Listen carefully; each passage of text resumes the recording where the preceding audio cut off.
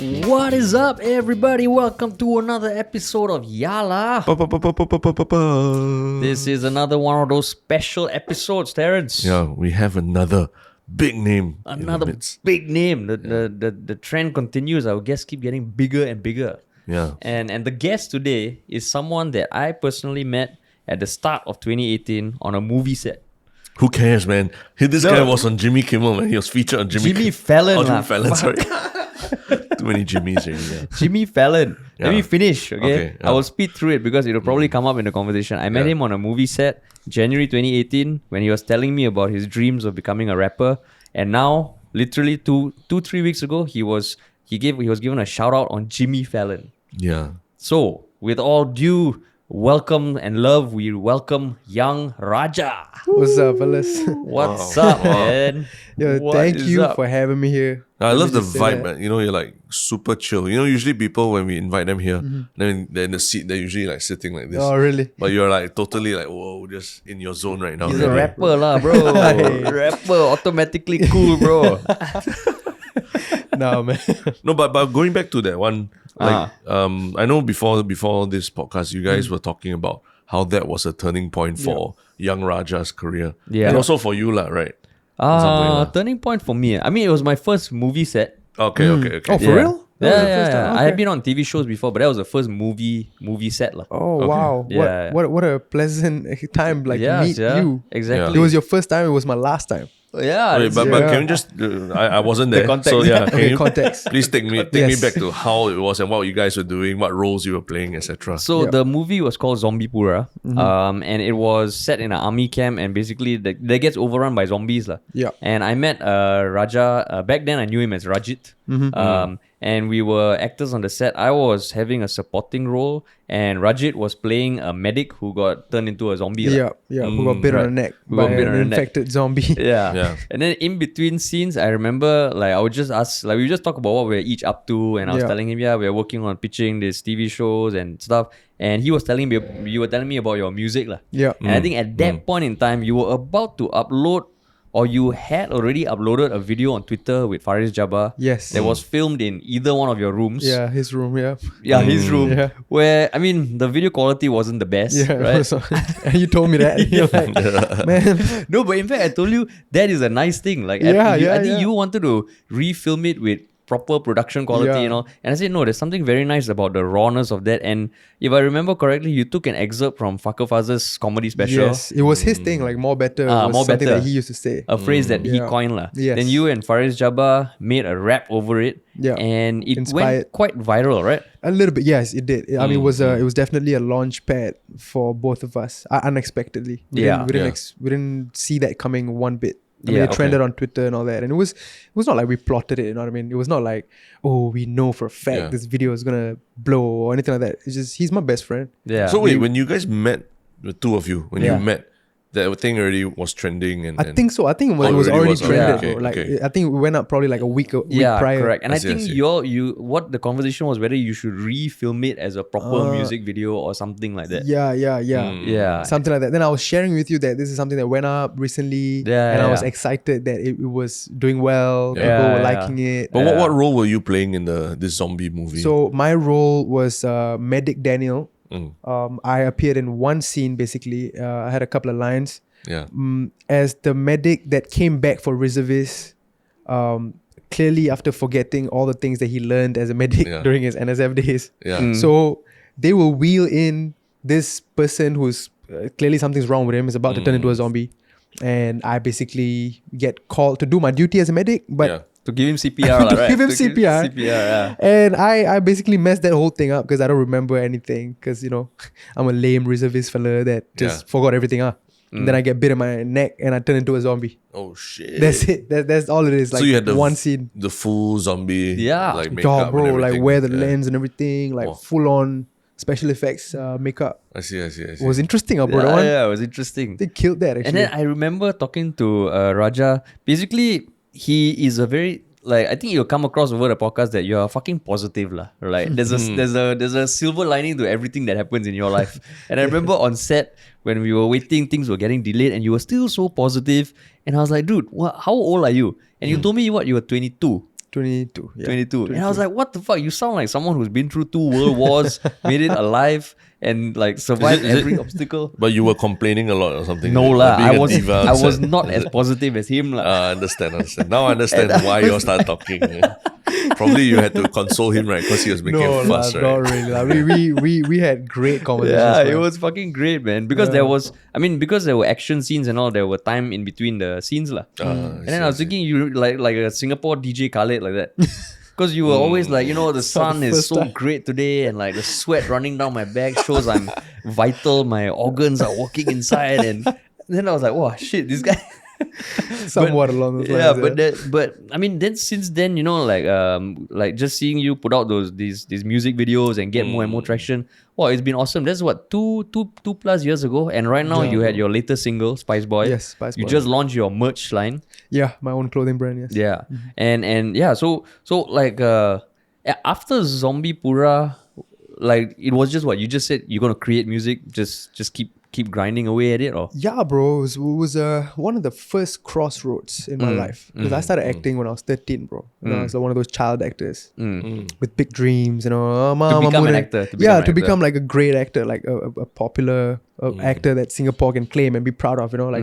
Those were my dreams and my goals as a youngin, as a young child actor, right? Yeah. So I started at 13 and I was walking that path for about 7-8 years. Zombie Pura being the last leg, the last project in that entire part of my life lah.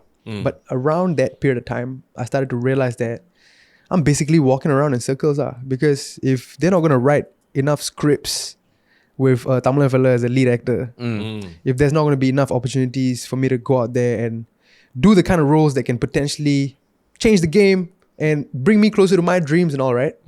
Then what's the point? I mean, I was feeling resentment with whatever path that I had chosen to walk on, right? yeah. 8 years was like, wow. 8 years is long, actually. 8 years is long, Damn right, bro? So in it- Singapore, especially, it's damn long. Yeah. So it dawned on me that if I was for real about these dreams, it's gonna be a tough uphill. Wait, just better lah. to pick a little bit, that means Yeah. those 8 years you were independently like auditioning, Yeah, bro. emailing, like, sending resume, that kind of yes, thing. bro. There used to be this website called aadb.com.sg. oh yeah, Asian yeah. Actors Database. Yeah. I used to be that kid that's on the way to school checking the casting calls every Oh morning. shit. Really? Yeah, but all the roles were like, young teenage male Indian, funny, like that's the casting criteria. You know what I mean? It's not like detailed, like the role, this the character that we're gonna audition. Those are all Crime Watch, is it? For Crime Watch? Yeah, I is it? did Crime Watch like twice. Yeah, I did Crime Watch, bro. Like you name it up, bro. I did Boys to Men 3. I did like if there was a role where they needed a Tamil fella, I was probably that guy. Oh, but A Boys to Men 3 is quite big, right? It's not. It's quite big, but I was just at the back, bro. Like, I mean, okay, I had, like okay. one line. It's not like big. Like Yeah, I thought it was gonna be a game changer for me. I mean, it was value adding in many ways, but what I was envisioning for me to be or for my future to look like as an actor or as an aspiring actor, a lot of things didn't align. So Got it. at Zombie Pura, that was like me kind of coming to terms with the fact that I cannot continue in this path. I have to, I cannot continue in this path. I will be deeply dissatisfied with my life if I just blindly keep walking. Yeah. So I had to re-strategize at certain things. And that was when my best buddy, Faris, he was like, bro, let's just rap, bro. Like, let's just try. But Because, had you always been rapping, or had music fun. always been a part of your... yeah, I've been a huge fan of hip hop like for the longest time. And when I was in poly, I used to record like covers of my favorite rap songs, post them on SoundCloud just for my friends to hear for fun. Like I would do that for fun, bro. And it was hours of my time, after school, coming back home, recording with my iPhone mic and all that. That means you had like a notebook or something. You write down raps and everything. No, at that time I hadn't started it's all writing just- the oh, original. okay, It was okay. covers, I but see, I see. knew that the interest was there. Like there was a passion that I felt for rap music, and as my best friend, like Faris, was able to see that from a mile away. He was like, "Bro, why are you so hell bent at wanting to become an actor? Like you are trying so hard to become an actor. Like why not? You just give this a shot. Like you have this within you, man. Like just try a little bit. Give this a shot, a little bit. Like just do it with me. Yeah. Let's do it together. Let's see where that goes. Was it just by chance that you guys were pals or what? We met during Our Boys to Men, bro. So in that, Faris was in Our Boys to Men. Yeah. in that way, A Boys to Men is also a big game changer for you, lah. Right? Yeah, now that I look back, And it There's a brought you silver from lining, being bro. boys to men, bro. Yeah, It's yeah. full bro. circle. Ah. Stand-up Yeah, comedy bro. I mean, special. although Our Boys to Men wasn't what I thought it would be for me in terms of my acting career, Yeah, like what okay. it would do for me. I'm very grateful for it because if it wasn't for Genio and his production and Our Boys to Men and for casting me in the movie, I wouldn't have met Faris. And if I hadn't met Faris, I wouldn't have become a rapper. Like facts, I would have still been on that like resentful path of trying to become this actor guy walking around in circles, You're looking deeply at it, lah. unhappy. You're looking at it. Just Hey. kidding. Fuck you. Come on, understand? man. He looks happy with his life, man. Who's the guy behind that? Huh? Look at that. Basket. Teammate no, for 8 years no. I'm the one that put him into this shit. That's why I feel guilty. You know, like I'm You the know, Faris you see, Jabba you're- for why him. you lah. feeling I was just guilty? about to But say that. I'm the reverse lah. I brought him down, into that path you're talking about. The resentful actor. the ah. resentful actor. Then the resentful actor meets the bright spark on a set. Yeah, Right. And he's like the sliding doors, like, Yeah. I was going to be what you were going to become in 8 years if you didn't Wow. change path. Yeah. No, just kidding, Fuck just you lah, kidding. Terrence. Harish is an What? excellent actor. Harish, Ah, now no, all in the- fact, we were all at the same Asian Academy Awards. Yeah, show bro. together. Did we get to talk? Like I No, don't think- remember. no, We you didn't get you to were that. shepherded away because you won the prize, right? That's right. We but met in the were- green room. That's right. Yeah, yeah, we but met it in the was green rather room. brief, right? It Yeah, was like rather we brief. didn't Rather get brief. to Because the properly- green room has this very interesting dynamic of like people getting ready and Yeah. and it's just it was mind blowing for me. Like I just enjoyed observing. Like. Yeah. No, but one thing I remember from that night was that look on your face when you went on stage to collect your prize. Yeah. It had this like, oh my God. Like, you always hear the, oh my God, I can't believe it. But your face really had a, oh my God, I don't know what I'm doing here, but this is fantastic. And Yeah, bro. how were like- you feeling when you were Yeah, collecting bro, that it's prize? so mad, bro, because you gotta know that it's like things coming full circle and I get reminded. It's like God is reminding that I'm on the right path. And I like you mentioned, I've always had a pretty positive disposition on life, but I always am aligned with the signs that I see, whether it's the unseen forces of the universe or whether it's God or whatever it is that you believe in lah. Anything that happens, if it's like a reminder for me, I take it in as that, and it is like game changing. It's like mind blowing for me, So that winning that award was a reminder that I was not expecting, because that was for a show that I hosted, bro. Yeah, It was Yeah, UMTV Raps, right? It was a UMTV Raps Asia, and So- they got so- me to host. So this was the Asian Creative Academy Awards 2019. 2019. And it was for Yo Raps. Yo and MTV what was Raps. the show And about? it's an iconic hip hop and Yeah. rap show from the 90s from America. They brought it back again, but they brought it back to MTV Asia, and I was the host. I was one of the hosts, and I'm a rapper, bro. Like, why did they even? I don't even know why they got me to host this thing. First of all, I don't even know how the opportunity came and crossed my path, but it just did. Like, I think one of the MTV producers, they were like, "Oh, this guy has pink hair. I like him. Like, let's get him to do this." It was one of those random, like, what? Were Like, you casted immediately or you had to audition or? I didn't have to audition nothing, bro. Oh, nothing, like ah. straight away, they were like, you know what? I like this guy. I like his vibe on Instagram. Like, let's put him on a show. And I did the pilot, and then the pilot got picked up. We did a season 1, and next thing you know, I'm on Asian Academy Awards And you like, won for Best Presenter. best presenter. So it was like a reminder, because when I was in NS, I was in MDC, Music and Drama Company, and my job there, bro, as an NSF was to be an MC. I was an MC, bro, like just microphone, right? Like host. Correct. Little did I know that whatever I learned during my NS, like, just creeped into my life now in ways that I wasn't aware of.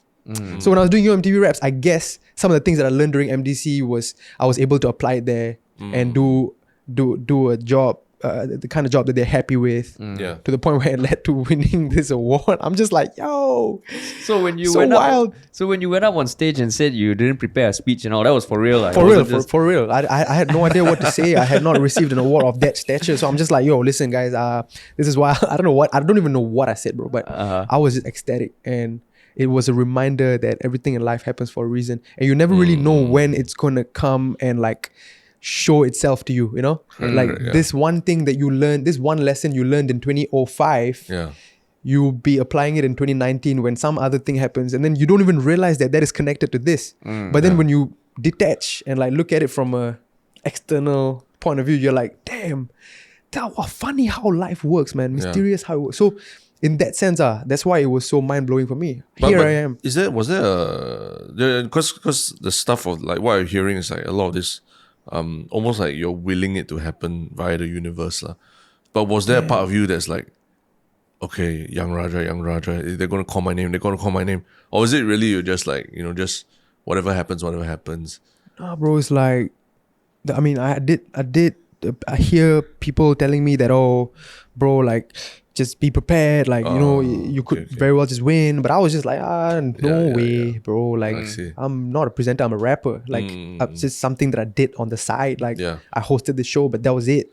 There are people out there that are doing this full time. Like, I'm sure they would win. Yeah. I'm sure it's these fellas that would. Yeah. Why would they choose me? I'm a new guy. I'm the new guy here, right? So I walked in with that mentality, but nonetheless being grateful that I was even invited or even nominated. So I was already in that room, walking down that carpet, and I'm like, damn, this is so dope, sir. This fellas, I'm wearing head to toe Gucci, and I'm like, oh, I was realizing the dreams that I had as a child. Yeah. Even though the dreams were, I want to be this big actor, what that entailed was, I want to be this big star, right? But the art form has changed from acting to rapping, and the sights and the sounds and the environment that I was experiencing, that I was a part of, was very much in line with what I was dreaming of as a child. Wow. So that being said, I was already happy to be there, bro, like as a nominee. Like, fuck winning, bro. Like, I don't care. Like I'm there sitting down, like in front of these people, and they're mentioning my name. Yeah. It's like, wow, bro. Like, I wouldn't have dreamed of this, bro. I'm a Tamil fella, bro. First gen Singaporean. Family moved from South India to Singapore. Like, so like, where's the award now in your house? It's in my house at the shelf. I put it up, just a little shelf. Okay, but if you trace back, to your youth and everything. Yeah. Where do you think your I don't want to just call it positivity, because there's almost like the gift, the gift that kind of like willing your success into the life. Secret, the secret. Sorry, the secret kind of thing. The secret. Yeah, there's almost that kind of. I'm feeling almost that kind of vibe from you. Where do you think you learned that, or where in your past was there like a pivotal moment where this was like you felt like this was the way you're gonna live your life and everything? When I learned about perspective, bro. Okay. This was around when I was in NS, when I was in MDC. Sometime around the time where I was feeling resentful about acting and where I was. But I had a major perspective shift with how I saw the world and how I saw my life. And it was sometime around that time frame where I learned about this quote that said something like, the land of discovery doesn't lie in discovering new lands. I may be saying this wrong, but bear with me here. The land of discovery may not be in discovering new lands, but seeing with new eyes. Right? Something along those lines. I forgot what the exact wording, but that shifted a lot of the things for me. I started to look at my life and look at all these little things that I used to want so badly, bro. For example, when I was in MDC, like I was getting unhappy about the fact that they were giving me all this stuff to do as an NSF. But when I was 15 years old, when I was in Sec 3, I was talking to Elric Tay, I don't know who I was talking to on set of some shoot for Channel 5 or what, asking this person, how do I get into MDC? Because when it's my turn to go to NS, I don't want to be in a jungle with a gun. I don't want to do that. I want to be focusing on my craft, my passion. I want to go into MDC. So the thought started when I was 15, bro. And manifest, align. So now I was already in MDC, feeling unhappy about some dumbass shit. But I had to remind myself like, oh, wait. Pause a bit. This is exactly what I wanted, sir. How can I allow myself to feel resentment when this is totally what I wish for? So there was this one moment where this realization hit me. And it wasn't just MDC, bro. It was so many other things that was right in front of my eyes. Things that I would definitely consider blessings and things that I don't want to take for granted. Bro, crazy or what? Why would I take this for granted when I know for a fact 5 years ago, 6 years ago, I would have died for this. I would have done whatever it takes for this, you know what I mean? Yeah. I was desperate for this. Like, I think about it every day. I dream about it every day. I talk about it to my friends every fucking day, bro. Yeah. And then here I am going through the daily struggles that is in the very micro headspace of like what I have to do and getting caught up in the motion of things. But when that perspective came, it shook up my reality in ways that I wasn't expecting. Wow. And then with that perspective change came the idea of gratitude. I started to learn about what gratitude means and what people do to practice that, and what it does to people that practice that, you know. Yeah. So it was these two things coupled that happened sometime at the age of 21. But there was no moment in particular or event that caused that shift. I think I watched The Secret. Right, I was The documentary, the is it? documentary on Netflix. No, I think I was reading the book, and I was introduced to the concept of law of attraction, the power of thought, the magnetism aspect of your thoughts and the energy that you put out in this world, manifestation, the vibrations of your feelings, and willing your reality into existence. And like, I mean, these were abstract at that time. You know, of course, I come from a pretty staunch like Indian Muslim family, so it's like these are very abstractly spiritual. So not sure what this is, but I was exposed to it and I knew there was something there. Yeah. So I started writing things down, and then shortly after that, I got this book called The Power of Gratitude. Oh, wow. I think so. I think it was called Power of Gratitude. A small handbook, like this little light blue in color handbook, right? And it talks about the scientific aspect of what practicing gratitude does to your psychology, bro. And it was so profound because here I am trying to understand what The Secret was talking about, what these fellas are saying when they say law of attraction, what your thoughts.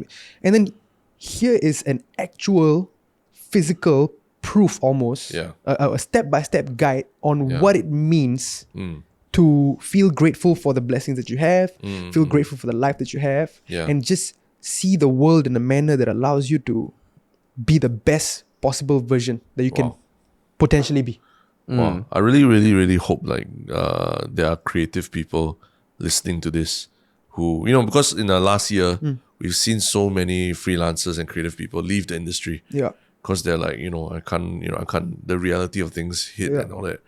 But at the same time, I think what you just mentioned about perspective and recognizing that you would, in your previous life, you have killed to be doing what you were doing at that point in time, right? Exactly. I think that's what a lot of people, they lost a perspective, especially during COVID. COVID was a very tough time for everyone. So a lot of people left the industry, basically dumped survival, whatever. bro. Survival already, right? Yeah, they just need to find a... I mean, I thought, to me, if anyone survived last year, that's a victory in itself already, 100%. So I'm like, I guess in some way, you're probably also thankful that you experienced this when you were younger, such that you could, your 20s became your roaring 20s, right? Yeah, like shit really started happening. Yes, because I don't think my teenage years were aligning with my friends. They probably saw me as some crazy fella that is just... So were you always like, because you were in your 19, 20 and reading The Secret and The Power of Gratitude. How come not reading Harry Potter or whatever, that kind of stuff?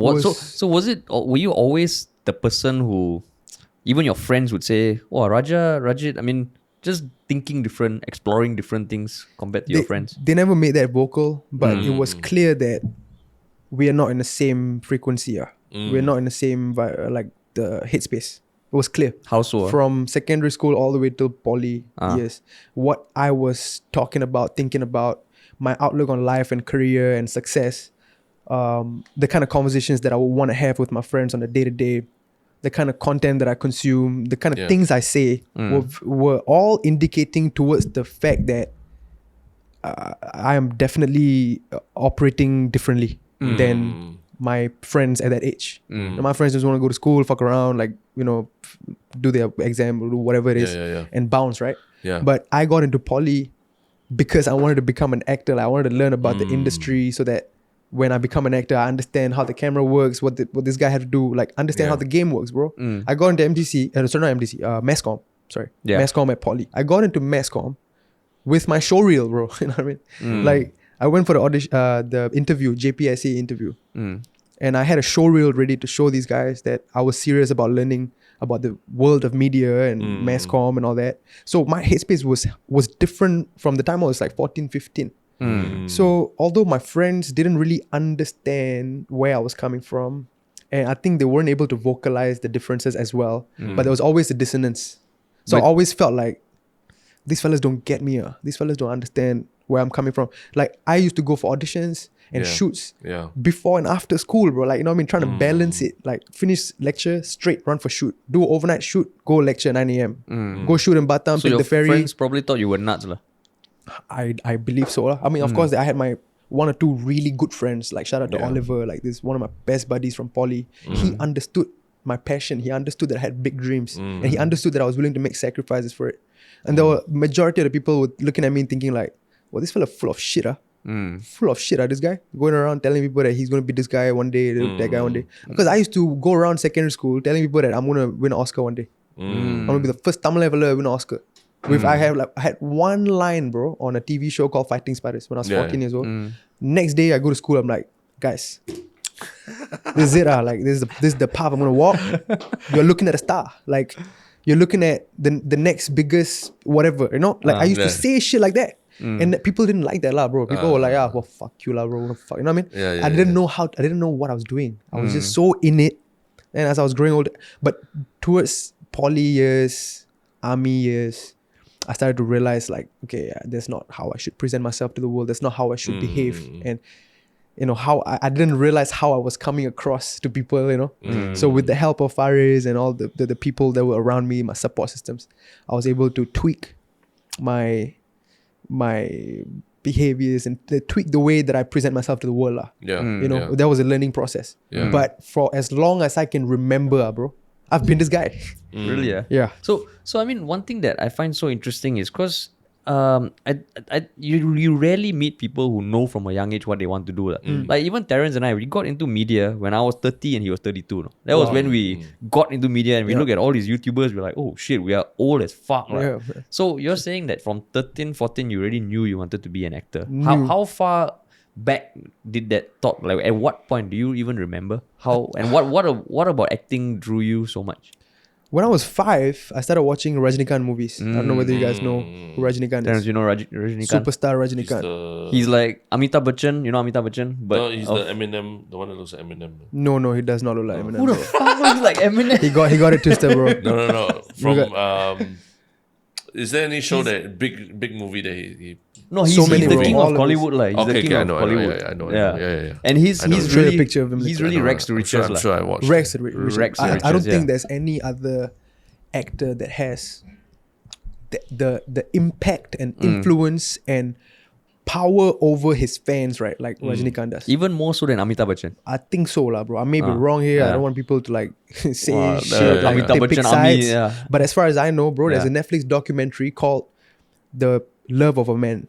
Go check it out. It was an indie documentary that they made about the effect Rajinikanth has on his fans. They even call it Rajiniism, bro. Like you won't believe the shit that people would do for this man, bro. It's ridiculous. So I was exposed to his star power, his star effect from the time I was 5 years old. So I And used he to was watch his already a films. star. He was He was already a already star. at the peak of his game at that time Yeah, when I was growing up. yeah. So I would watch his films like every day, bro. Like I wouldn't eat.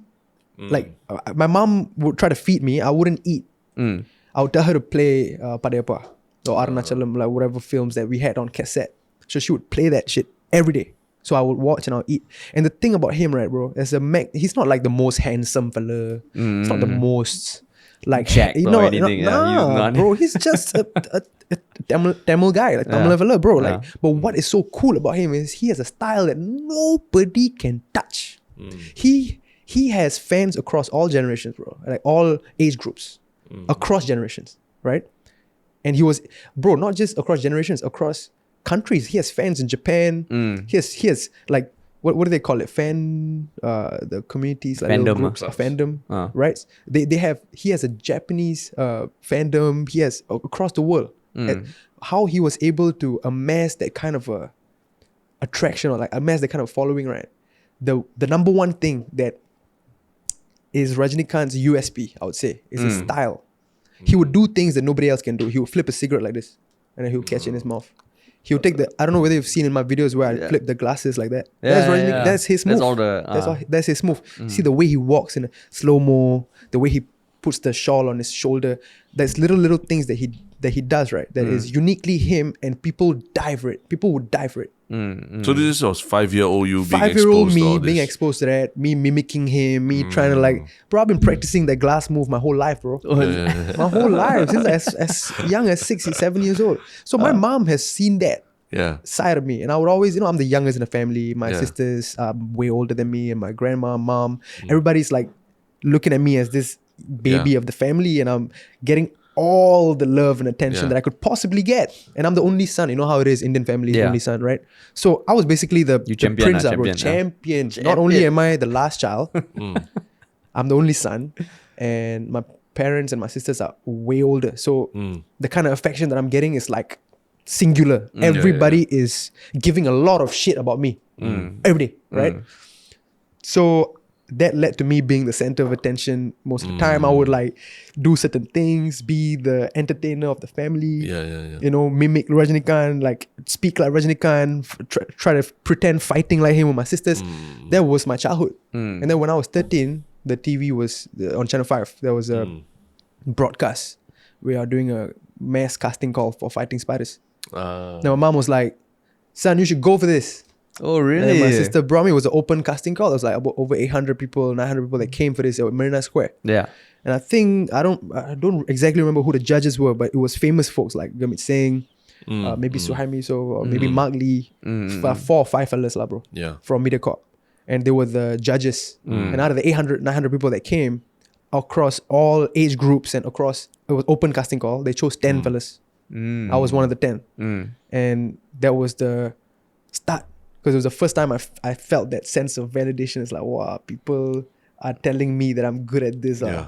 This reminds me of my childhood when my sisters and my mom and my dad used to pour love and affection and like look at me, mom, look at me. Yeah. Oh, son, okay, you're nice, son. You know what I mean? Oh, but so yours. I actually wanted to ask you. So family wise, there was support from day one to like Day pursue one, bro. this. Wow. Day one. But they also were very smart in the way that they pushed me in the direction, right? They didn't just say, oh, son, do this, you'll be great at this. They didn't just say that. They said, son, do this, you'll be great at this, but don't forget that you have some responsibilities as the only son. As the Okay. only son, Yeah. you have to take care of the parents. Yeah. The sisters will be married off, they have their own families. But from like 10, 11 years old, my dad told me, like, you can do whatever you love, son. Anything you love. But just make sure that you're successful at it. So you don't really have much room for failure. Yeah. But as subtle as he can slide it in, he told me that already. So that kind of framed my head. And plus, they're elderly folks. So in my head, right, I'm like, what's right? That means I need to find success in something that I love.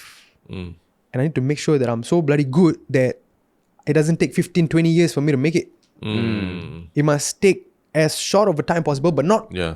trying to take no fucking shortcuts. Not trying to like, Go viral overnight. go viral overnight or like pull a fast one. None of that. Like build the foundation right and Yeah. approach it in the right, an honest manner, right? An ethical manner.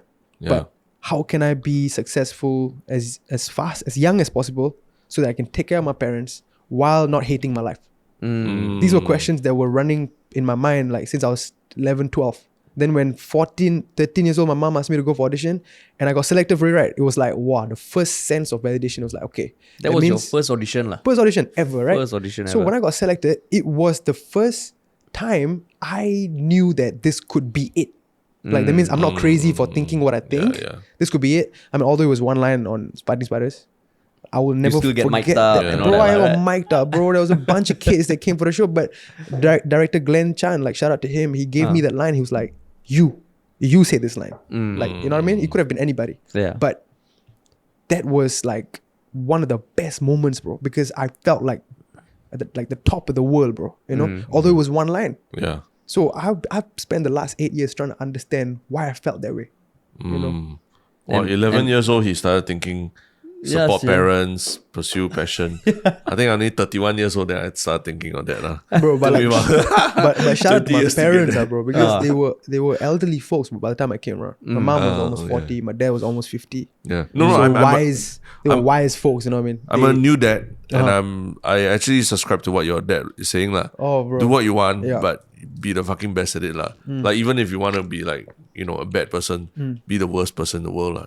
Be like do something really terrible. lah. That's what you're telling your son, is it? No That's lah. what I you're mean, obviously, I want him to do Please don't tell him something. that. if you want to be But- bad, be the biggest fucking asshole. In I'm glad we have a real living example of someone who actually pursued that advice. Yeah. And got there. And is here to tell us. And it can still be so positive about it. Huh? So then like what is your is anyone else in your family in entertainment or media? No. No, you're the only one. Yeah. Shit. But my dad is a poet and he's been an artist. He paints.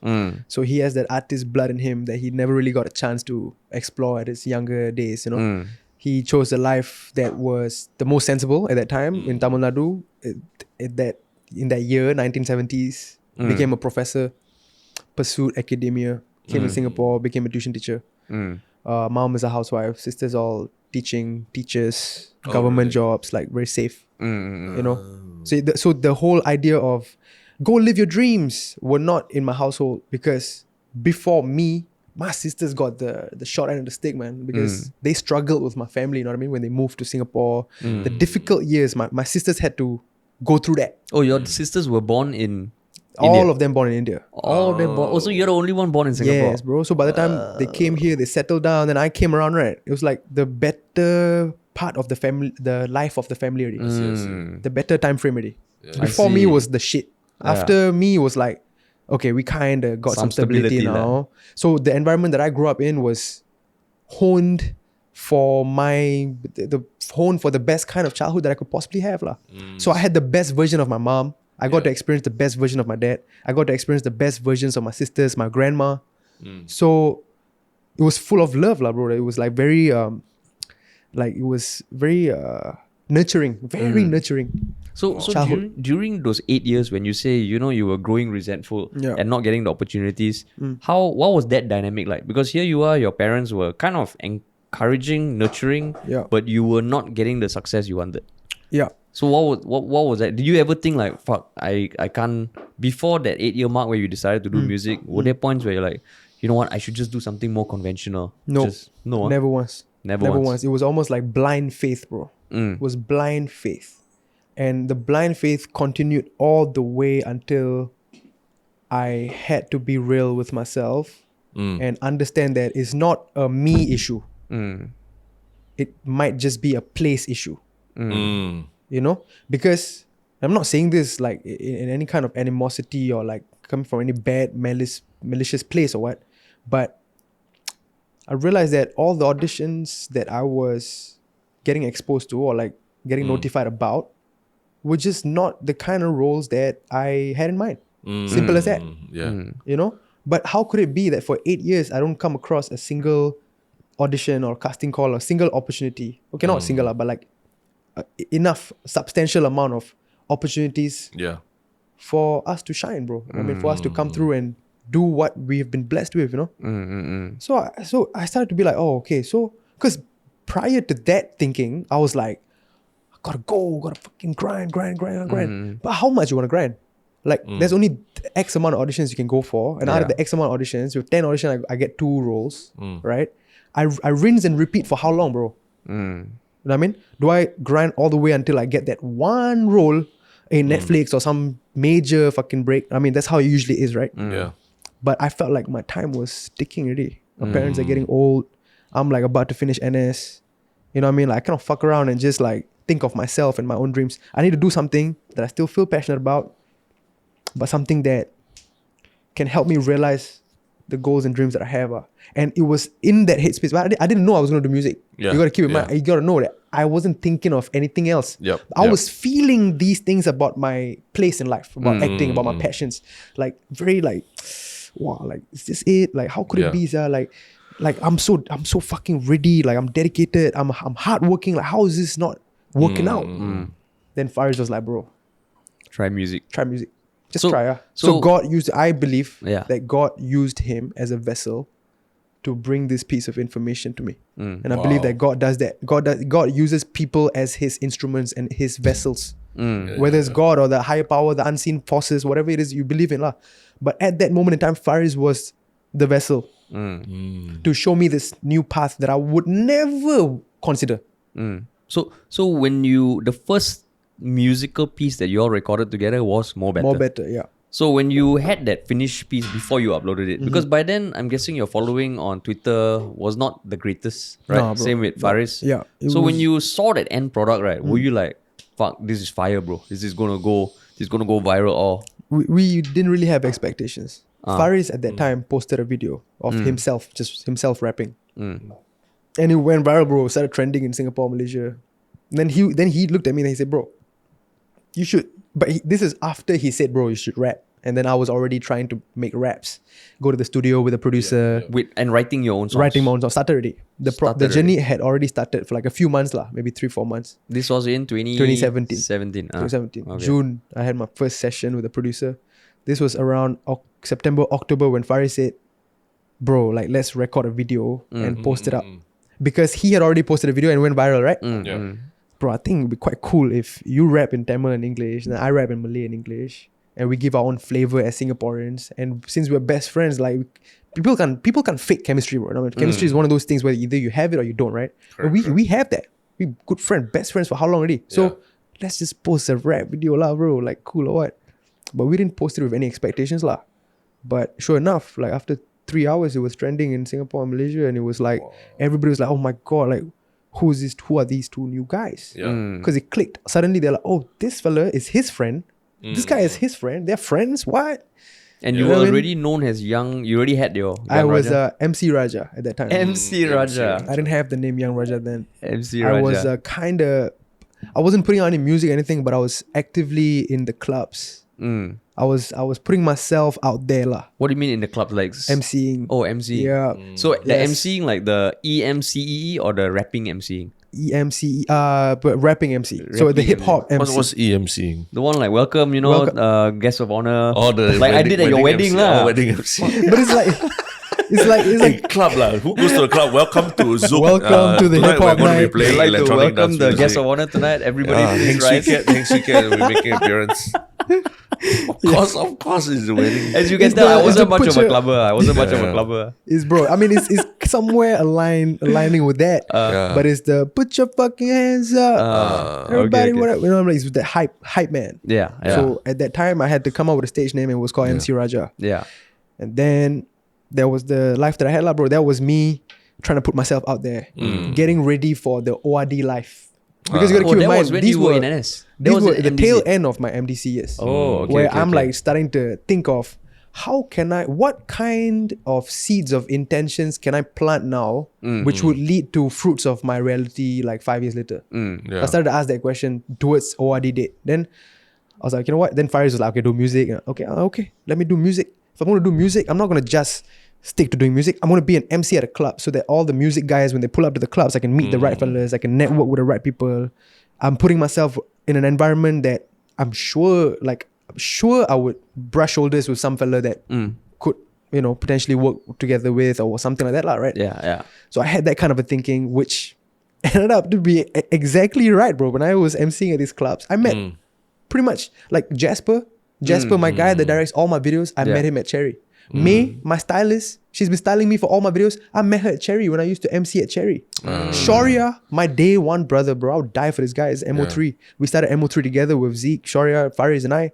Shaurya, I met him at Cherry. Bro, like a lot of groundbreaking, life-changing events have come from the MC days. Sorry, a boomer Yes. question. Where's Cherry? What's Cherry what's used to be at near Paragon, there behind Paragon, Paragon, Cherry. beside Near Mount E, China is it? Black there or something, is it? China Black, Hey, there's a China Black. There's a club, right? China Yes, Black, bro. I'm not Pacific sure. That was fucking long Mount ago. E, is it? What's the hospital? Mount behind Mount Paragon? Yeah, Mount E. Mount E. Orchard, no? Yeah. Mount E Orchard, right? Just go down the path. It used to be there last time. It I used was to Oh, be this there is lah. shop house kind, is it? Yeah, Ah. 2017. Wow. 2017. So you You were. damn uncool lah, Haresh. You don't know Cherry. Wow, you're loud. Hey, you're you loud. just asked. Do you even know? But bro, like I've so many things to be grateful for, man. Like Yeah. shout out to DJ Rattle, DJ Fader. So that was kind of These like guys gave me the opportunity to like MC. but that means was Faris part of the scene already? Because to break into this sort of scene, you can't just rock up and show up, right? Yeah, definitely. So Faris and I were, trying to figure out how we can kickstart. Yeah. So the dropping the freestyles that eventually started trending and all were the launch pad lah, so to speak. Then after that, you started doing the MCing and MCing all. was simultaneously happening already. Yes, yes. Like concurrently. Yeah. I'm working on music, putting it out there. I'm at the clubs Fridays and Saturdays. Faris is with me. Like our entourage is with us, getting fucked, like just having a good time. So when you wrote your first thing, did you find it surprisingly easy to write rap? No, bro, actually, the whole process of fine tuning what my approach is going to be for rapping, right? Anybody can be a rapper, bro. Like that's facts. Like rapping is not difficult. Would you believe it that we also have a rap song? 100. Oh, really? Yeah, but dude, fucking, it's just I'm not surprised. Don't go there. I mean, don't go bro, there, don't go there.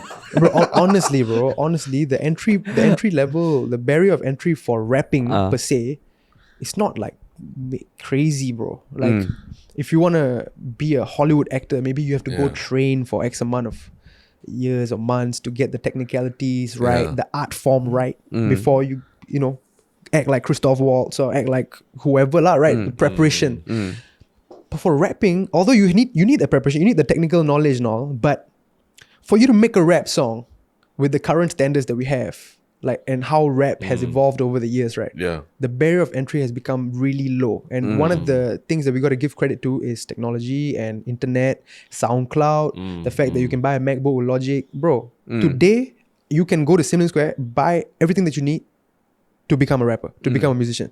You can record a song in that day and upload it to the cloud, the web, the same day. So anybody can become a star out of anywhere, right? So this is like the new norm for that we have when it comes to the music world, the musicians, the industry, the music industry.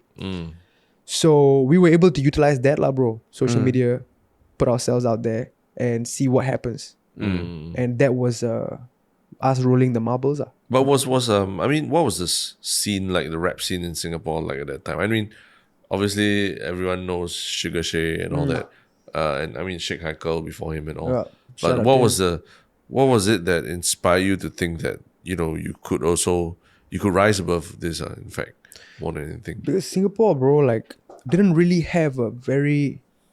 I mean, we're building it now, but the mainstream music industry in Singapore is still at the infantile stage. And that is because of many things coming together, right? Yeah. One of the most important things we got to talk about when it comes to Singapore's music scene is the fact that we don't have a diverse range of talents here. We don't have artists that are doing unique things and a bunch of them. We have a few. Lion City Boy, Sugar Shay, Shackle. On the pop side, we got, used to have Sam Willows or Cesare or whoever, right? Yeah. But you can count with your fingers, right? Yeah. And for you to have a scene, the number one thing you need to have a scene is a diverse group of artists, right? If you don't have a diverse group of artists, then you don't have a scene, bro. You know what I mean? You have what you could call, maybe you could call it a scene lah, but it's not what it should be. You go to America, you look at UK, you look at the scene is filled with so many unique, different, a variety of talents, right? It creates the scene. But we've never had that. But we've had independent artists, a lot of independent artists, right? But when it comes to mainstream, right, can count with two hands, bro. Only one hand. So because of the lack of mainstream talents that are pushing the Singapore sound on a mainstream level on all the radio stations and putting Singapore on the map, on a global map, and like putting the Singapore sound on a global map, there weren't many practitioners that were helping us to put the local sound on the map. And because of that, the scene has forever stayed in an infantile stage. And couple that with people saying, Singapore no talent, Singapore no local talent, fuck it, look at K-pop, we shall consume everything from America, we shall consume everything from Korea. But Singapore no talent. You couple these two things together, you have a stagnant scene. People are afraid to take the first leap of faith. People are afraid to walk down this path because they think it's a battle that you will lose from the start. The odds are not in your favor. But then when I met Zeke, my guy, my brother, Flight School, he's the guy that started the label MO3 Records and signed me to his label. He had a strategy. He had a strategy to kind of help us maneuver in this deep, dark ocean. Yeah. You know, and his strategy worked out. You know. What was that strategy? The strategy was essentially to build a career, you know, by not just by putting out hot songs, but simultaneously changing people's perspectives while you're putting out hot songs. So it cannot just be the kind of songs that the radios will be like, oh my God, we love it, we want to play on our station. It cannot just be that. Yeah. It needs to concurrently and simultaneously let people know that there's local talents here that are good enough for you to pay attention to, that are worthy of your attention. But even that sounds quite abstract. Like that could be the goal of anyone, right? But Yeah. how do you actually? How does that influence this type of songs that you make? So the kind of songs that are hype, I mean, you heard Mustafa, my debut single. Yeah. It was a hype party record, bro. You don't have to be a fan of rap music for you to like that song. You could be just a casual music listener and you could like that song. So it was planned for it to be that. Like for that to be my debut single. That is how we make an introduction. Guys, Singapore, check out Young Raja, his latest single, Mustafa. I see. No matter what language you speak, no matter where you're from, if you listen to Mustafa, it has the kind of high, intense energy.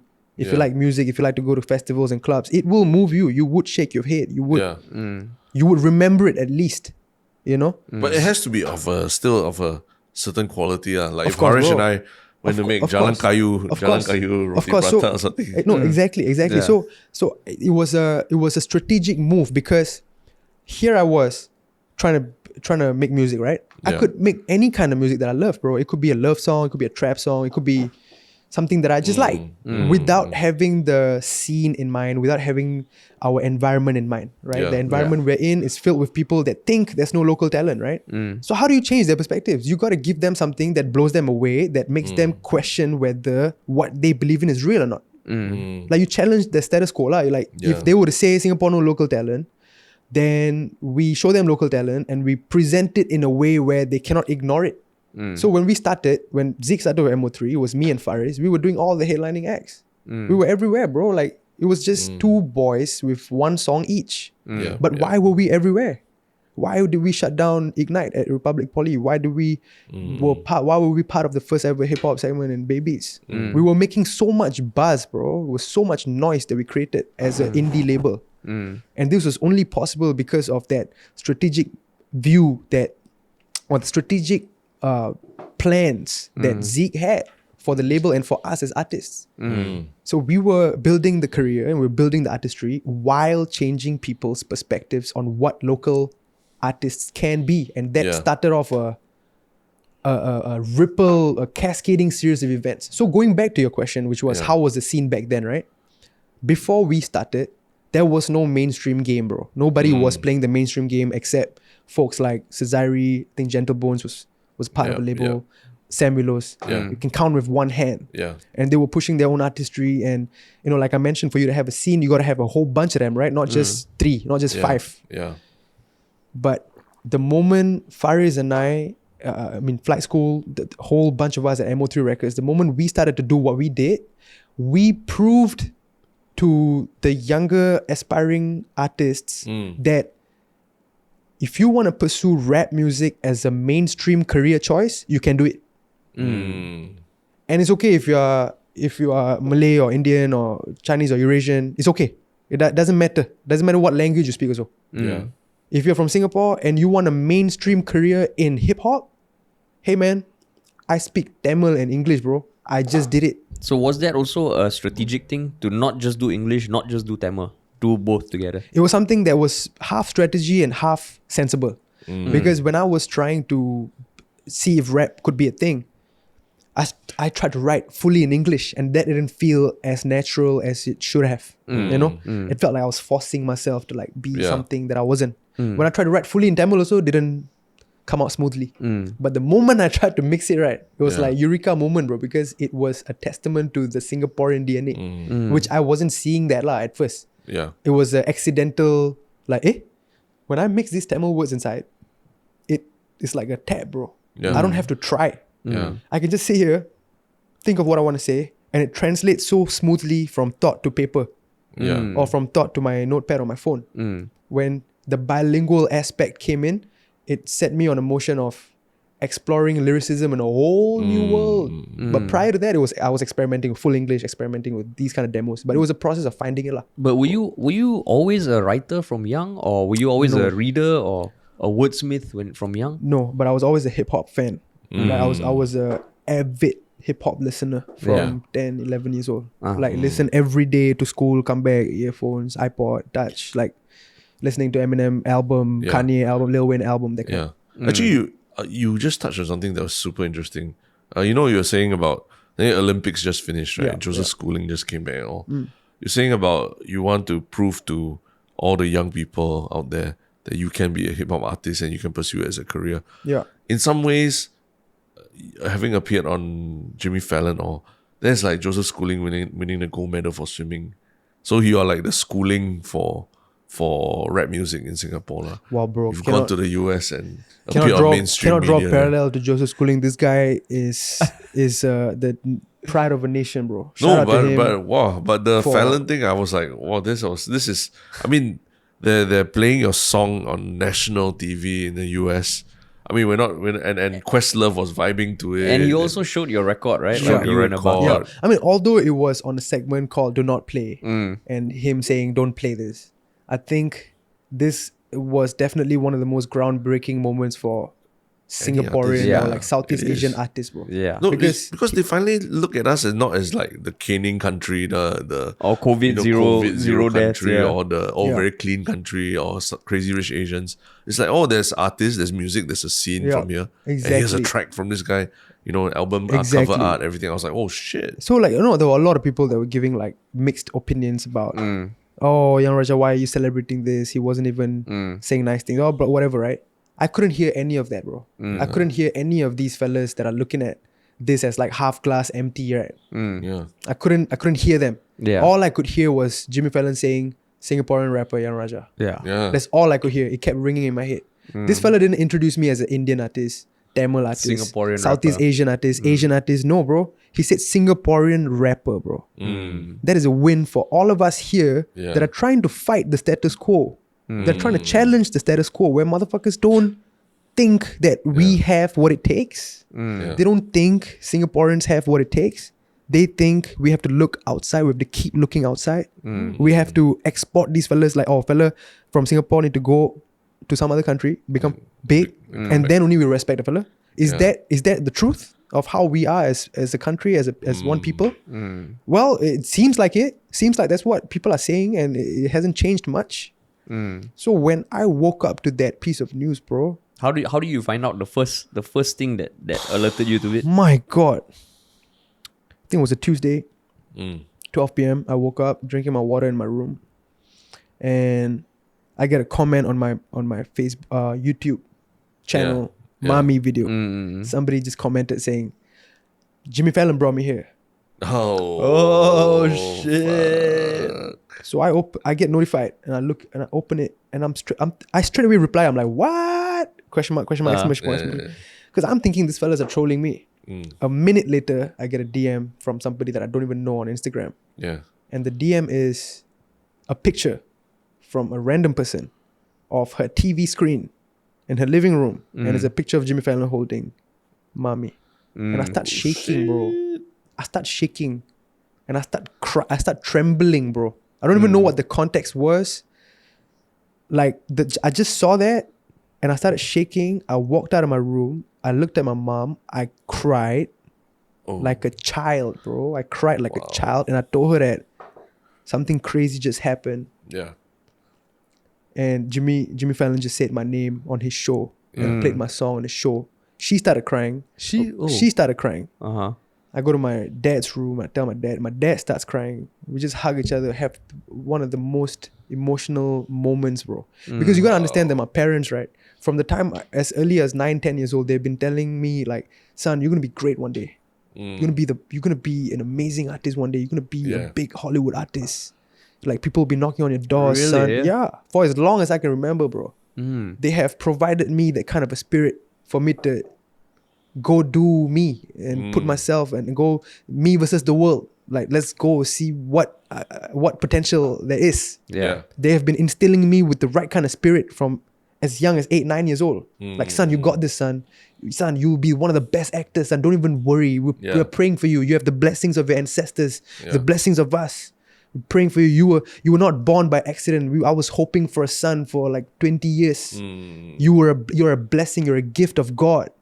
You know, but that could have turned into, I could have been a brat. I could have been spoiled by that kind of a upbringing, bro. But it didn't. It empowered my spirit in ways that I can't put into words. So when this Jimmy Fallon thing happened, it was like, oh shit! It was like a reminder that life works in mysterious ways and anything could happen anytime, bro. Was there any clue how they chanced upon you? Don't know, bro. No. Nobody from my team knew that it was happening. Nobody saw it slipped something coming. to Nobody Questlove. slipped. No, nothing. None of that. It happened completely by random. Wow. It was the That's most crazy. unexpected event. Somebody from Jimmy Fallon's team found my song and decided to put it up. They went to the extent of editing the artwork to make it TV friendly. Because if artwork, if you see on Really? Spotify, there's a couple of girls. I mean, it's not explicit or anything. It's just I'm sitting in the they bathtub. removed something. They edited they took a still from the video, which is okay. a much more TV friendly. And then they image. blew that up, lah. They blew that up. I see. And that takes effort, bro. Like they really wanted to talk about this, and it's just so wild to think about it, bro. And then like, I saw after that when you tweeted, Questlove tweeted back or Jimmy Fallon. Jimmy Fallon followed me, bro, on Instagram, on Twitter. And I DM him straight away. I was like, yo, this is mad. Thank you for the follow or something like that. Yeah. And he replied. He replied straight away. He's like, we loved the song. We even played it to the break. Congratulations and all the best or something like that. Oh. Yeah. Bro, wild lah, bro. It was so wild, bro. Then everybody was like signing up petitions, No, I mean, creating this is- petitions to like get him to get me on the show. Yeah. And saying like, Jimmy Fallon, you should have played the other parts of the song. You didn't do him justice. He's Yeah, one of yeah. our brightest art. Like people were fighting for me. And I was like, just sitting back, fucking emotional, just unpacking, bro. Just trying to unpack what is going on, you know? Quickly, before we forget, is there a petition out there that we can sign or something? Get think Young there Raja. is. on. There still is. There There still still is, is. bro. Let's go Still and is. sign. Yeah, everybody Yeah. go We and Put find that, it. a link in the show notes. We'll put the Go link in the check show it. notes. Which, I mean, shout out to whoever that created it. I don't know Yeah. who created it, bro. Like, but it was a testament to the fact that people believe in the vision, bro. People believe in the hustle, the grind. Because we're not just out here trying to do music, bro. We're trying to put Singapore on the map. That's what that's all what we all trying to do, right? Yeah. Yeah. We're not just doing whatever we do for Singaporeans. Yeah. We're trying to do it for the world, not Yeah. just for ourselves, but for the world to see. Right? We consume so much from other parts of the world. Why can't other people consume our shit too? Why can't our shit be as great as that, or even greater than that? Yeah. So I'm very happy to see a lot of Singaporean shows getting added on Netflix. Yeah. And like the whole, like the scene just becoming bigger and bigger and bigger. Yeah. So after Faris and I, and Zeke and Shaurya, after MO3 started, and after all the buzz that was created, now there's a lot more rappers, bro. A lot more rappers. You that see are- that as a good thing, lah. It's a good Great thing, because this is indication that the scene is growing. Yeah, We are yeah. moving from infantile stage to a more fleshed out stage in the scene.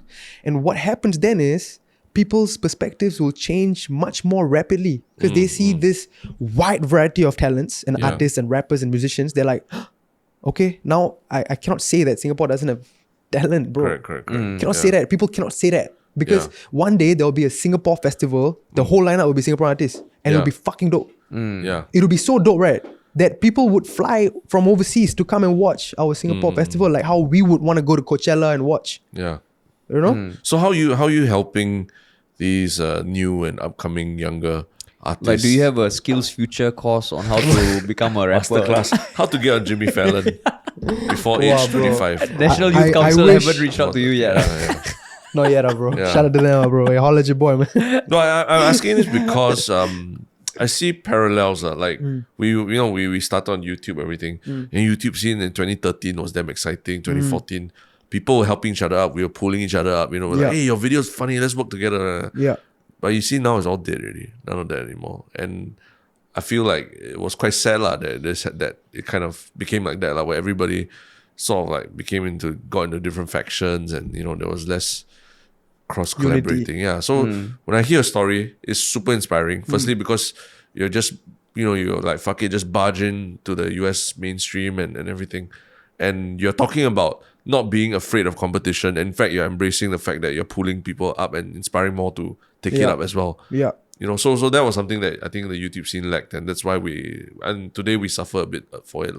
So I'm just wondering how you, as young Raja, the guy who was on Jimmy Fallon, how are you helping the young guys? Every artist is a shelf life, bro. Like, I'm not going to be foolish enough to say that I'm going to be here for 10, 20, 30 years. Like, Kanye and Justin Bieber, these kind of fellas can constantly reinvent themselves because they're geniuses in their own ways, These are anomalies. Not everybody's like that, right?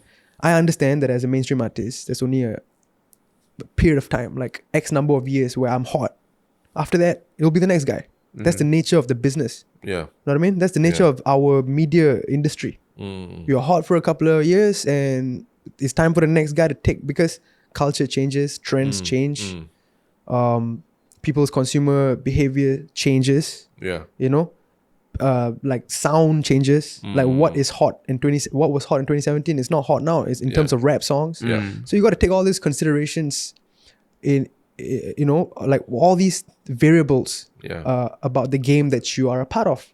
Because you are players in your game, which is, podcast, video creation. I'm a player in my game of music, raps, all that. Yeah. And we are all just part of the game, bro. So having this understanding helps, because I'm not just sitting here thinking of like what I can do to get my bag and get out, what I can do to get the most money and then like make the hottest songs and bounce. Yeah. Like, I understand that the place that I have right now is one of the most unique places any musician that can be blessed with. Any musician can be blessed with.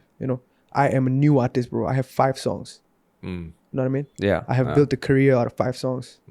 Like, I have a wonderful team at Universal Music Singapore and Def Yeah. Jam Southeast Asia. These are big names, bro. Big umbrellas. Like, these are insane, like unimaginable support systems that I can possibly have. Like, I wouldn't have dreamed of being a part of a support system like that. Yeah. Yeah. But these are the people that I'm surrounded by, that I'm proud to call my team, bro. So like, I'm reminding myself every day like how fortunate I am to not go through the struggle of an indie musician that's trying to survive for 10 years. Because I know a lot of friends like that. Yeah. I step in the scene, day one already is major label, day one I never had to struggle. I mean, there was challenges. There were Yeah. challenges, bro. Yeah. But with my team, with the teamwork that my guys had, that we built, the synergy that we built, the kind of moves that we were able to do, the kind of strategies that were in place. 4 songs, 5 songs, I've built a career. Thank God, bro. I'm so grateful for what I have. I'm so grateful for all the things that led me to this point. So I'm never once going to take this position for granted, bro. So you couple that with the understanding that my time is ticking. Yeah. I'm not going to be here forever. So what is on my plate as my responsibility? My responsibility is to inspire as many people as I possibly can. There are a million people out there that think this is not possible. This is not viable. I have cousins, people in my community that are saying like, I'll just be a doctor, fucking lawyer, engineer. Yeah. Bro, Yeah. Yeah. I'm here wearing fucking painting my nails. I pull up to an Indian Muslim wedding, all the aunties jaw like, you know what I mean? Like, but I don't give a fuck. Like, I'm not painting my nails. I'm not wearing earrings just cause I like it. Yeah. I like what it represents, bro. You walk into Sephora, I got my face in there. Like, I don't wear makeup, but I just did a gig with Sephora. I like what that means. We are breaking out of the mold, bro. And not just on a stereotypical masculinity standpoint, but also on a Singaporean rapper, Singaporean artist, local artist.